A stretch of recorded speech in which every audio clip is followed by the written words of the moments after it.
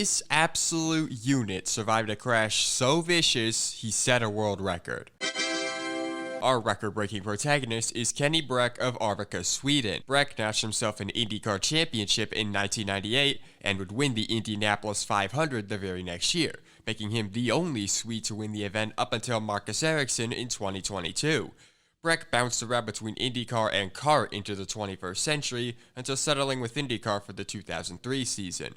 Breck would finish 9th in points that year, but what most people remember that season for is how the very last race ended. The finale that year was at Texas Motor Speedway, a banked oval track, and IndyCar has a precarious relationship with their banked ovals.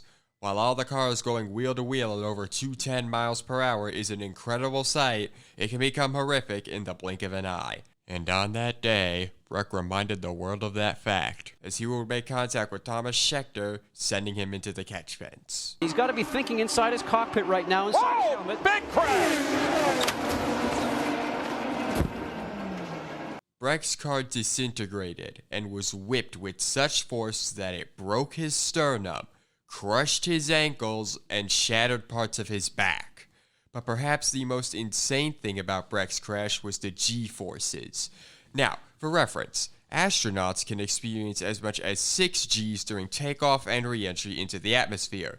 Fighter jet pilots can face double that, up to 12 Gs at most. Past that, 16 Gs is enough to prove fatal after just 1 minute of exposure.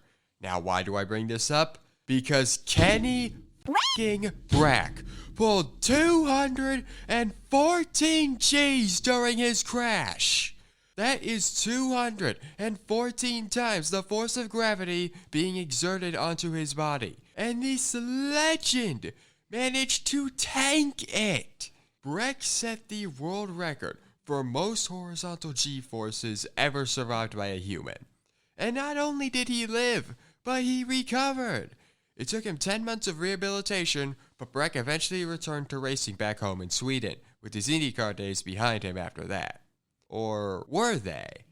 Because at the 2005 Indianapolis 500, the defending race winner, Buddy Rice, was injured in a practice crash.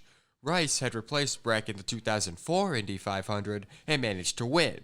So when Rice was out, you can probably guess who filled in. It was Breck's first IndyCar start in 18 months, but it was like he never left. Breck hopped into the car for the 3rd day of qualifying and laid down the fastest time of the entire session. It was his last IndyCar start, and he's retired from open wheel racing since 2011, but he still lives on as one of the toughest people to have ever sat in an IndyCar cockpit.